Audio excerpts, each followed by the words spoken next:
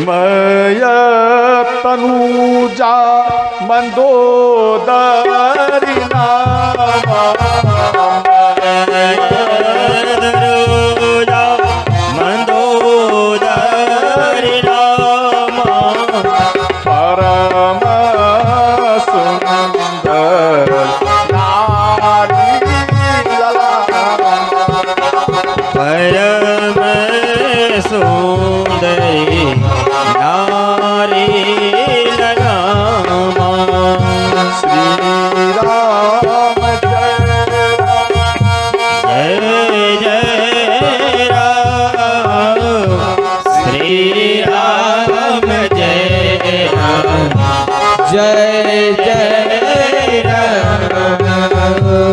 ध्यान देना, मय तनुजा मंदोदरी नामा। मंदोदर नाम का एक ऋषि था, ध्यान देना। तो एक मंदोदर ऋषि थे, वो दूध पीकर तपस्या करते थे। तो मंदोदर ऋषि एक बार स्नान करने के लिए गए, दूध रख दिए। तो एक सर्प उस दूध को पा गए, यानी पी गए। जब सर्प दूध पीता है तो जहर भी उगल देता है, समझ गए। तो वो दूध हो गया जहरीला। तो एक मेढकी वो वहां पर रहती थी मंदोदर ऋषि के आश्रम में।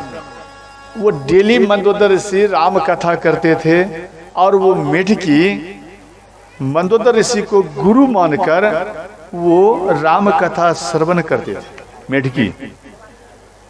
तो उनके अंदर में एक सोच आया, जी गुरु महाराज कहा करते थे कि दूसरे का प्राण बचाने में अगर अपना प्राण भी चला जाए तो ना चाहने पर भी उसे वैकुंठ मिलता है, उसे वैकुंठ मिलता है। इसलिए हम अपने गुरु महाराज को बचाने के लिए हम इस जहरीले ये जो दूध है, जो जहरीला हो गया है, हम इसमें अपना शरीर का त्याग कर देंगे। और गुरुदेव के चरण को याद किए, ध्यान रखना, वो गुरुदेव के चरण को याद किए और उस दूध में छलांग मार दिए, तो उनका मृत्यु हो गया। इतने में मंदोदर ऋषि आए। मंदोदर ऋषि इनको बोले, जी जैसे ही दूध को देखे तो अब मन में सोच रहे हैं, भाई ये दूध में मेढकी है, तो ऐसा क्यों? तो मंदोदर ऋषि जल लिए, जल लेकर मंत्र द्वारा बोलने लगे, अगर ये मेरे हित के लिए अपने शरीर का त्याग किया है तो यह एक सुंदर सी कन्या हो जाए, या मेरे अनहित के लिए ये शरीर का त्याग किया है तो यह जलकर भस्म हो जाए। इतना कहकर जल जैसे ही वह मेढकी पर छीटे तो वह मेढकी एक सुंदर सी कन्या प्रकट हो गई। बोले वृंदावन बिहारी लाल की जय। वो एक सुंदर सी कन्या प्रकट हो गई। तो बोले आप इसमें शरीर क्यों त्याग किए? बोले गुरु महाराज आप हमें क्षमा करना, हम आपके ही आश्रम का हम मेढकी हैं और आप डेली भगवान श्री राम की कथा आप सुनाते थे और हम आपकी कथा सुने हैं और उस कथा में आप कहा करते थे जे अपना प्राण ये दूसरे का प्राण अपने प्राण को दांव पर लगाकर अगर बचा लिया जाए वह सबसे बड़ा धन्यवान व्यक्ति होता है और उसे ना चाहने पर उसे वैकुंठ मिलता है। आप स्वयं कथा में कहा करते थे।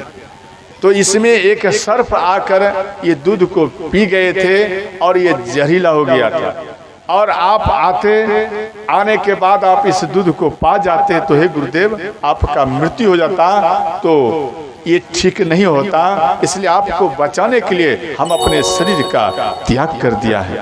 ये बात सुन करके मंदोदर ऋषि प्रसन्न हो गए। बोले बेटी आज तूने, देखो ध्यान देना, उनको क्या बोले, बेटी बेटी आज तूने मेरा मान रख लिया और हम जो आपको राम कथा सुनाते थे उस कथा का प्रभाव आज तूने हमें दिखा दिया, इसलिए बेटी अब तू कोई नहीं, आज से तू हमारी पुत्री है।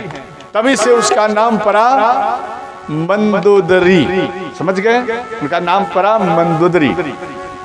और इनके बाद मंदोदरी वहां पर रहने लगी। तो मंदोदरी जो वहां रहने लगी तो साधु संतों का वस्त्र भी ये सफाई करते थे, जल में ले जाकर सफाई करते थे। तो संतों का वस्त्र भी लेकर जाते थे, तो उसमें लंगोटी भी सफाई किए।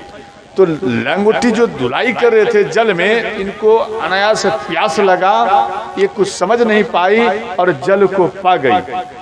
तो संतों का तेज लंगोटी का तेज जल में गया और वो जल जैसे ही पी गए तो वो मंदोदरी माता वो गर्भवती हो गई। ध्यान देना, जब ये गर्भवती हो गई, ध्यान देकर सुनना, जब यह गर्भवती हो गई धीरे धीरे गर्भ बढ़ता गया।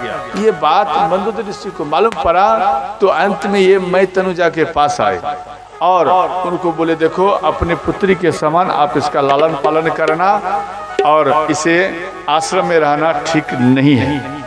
तो अंत में उनके पास दिए तो लंकापति रावण मंदोदरी के ऊपर दृष्टि डाले, इनको बहुत सुंदर लगा।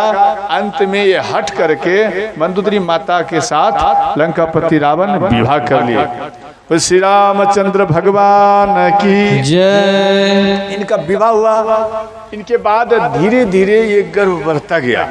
जब इनका गर्भ बढ़ता गया सज्जनों, तो अंत में मंदोदरी माता बोली जी हे नाथ, हमने सुना है कि आपका और बाली का गर्जन आप दोनों का एक जैसा है, बाली और आपका। बोले हाँ, तो हमारा इच्छा है जो हम बाली का गर्जन सुने, तो आप हमें ले चलो। तो पुष्पक विमान पर इनको बिठाए, ये मंदोदरी माता को, और लेकर आए तो किचकिंधा आए। किचकिंधा में ध्यान देना, किचकिंधा में इनको, किचकिंधा से थोड़ा दूर में इनको रखे ये मंदोदरी माता को, और इधर लंकापति रावण गर्जन करते हुए बाली को ललकारे। तो बाली भी गर्जन करते हुए जैसे ही बाहर आए, इन दोनों का गर्जन, ध्यान देना, इन दोनों का गर्जन से इनका मंदोदरी माता का गर्भ गृत हो गया। तो अंत में माता मंदोदरी अपने आंचल को फाड़कर उन बालकों को उन वस्त्रों में लपेट दिए और इनका बेहोशी जैसा स्थिति होने लगा।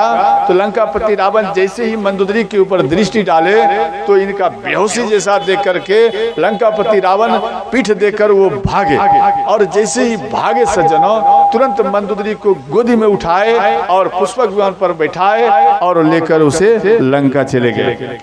और जैसे ही लंका गए और इधर जो ये बाली जो था ये रगड़ते हुए जा रहे थे उनको, तो जिन स्थान पर मंदोदरी माता को गोदी में उठाए उस स्थान पर ये बाली गए।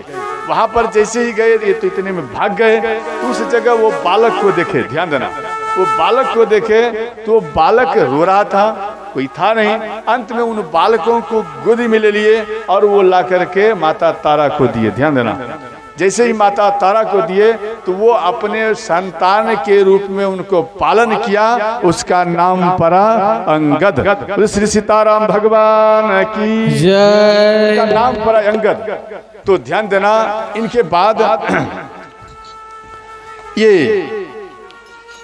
वज्रज्वाला, विरोचन की पुत्री वज्रज्वाला, इनका विवाह कुंभकर्ण के साथ हुआ।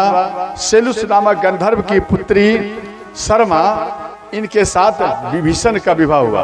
विभीषण की पत्नी का नाम शर्मा है, इनके साथ विवाह हुआ। ध्यान देना, ये विवाह कर तीनों भाई बहुत अत्याचार करते रहे। चलत दशानन डोलत अवनी, चलत दशानन डोलत अवनी, गर्जत गर्भ स्रवत सूररवनी, गर्जत गर्भ स्रवत सूररवनी,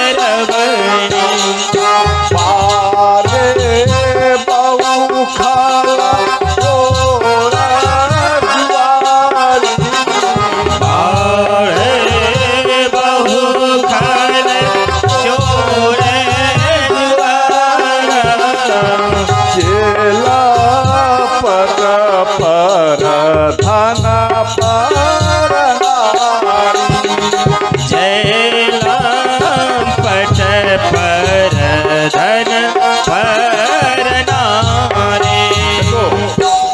लंकापति रावण के राज्य में चोर जुआरी